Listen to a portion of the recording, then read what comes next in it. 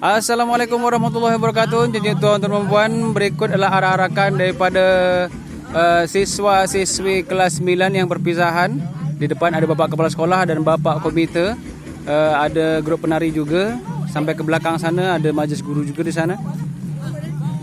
Arak-arakan daripada SMP Tasik Puteri Puyuh. Jalan depan, paling depan. No. Hai. Hai cantik.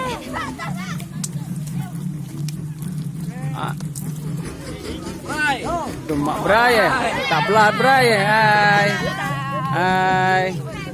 Ewa.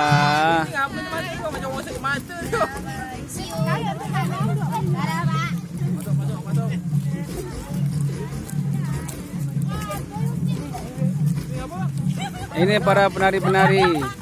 Para penari-penari. Ada Pak Wan, Pak Tres dan Pak Din. Rombongan atau paling belakang.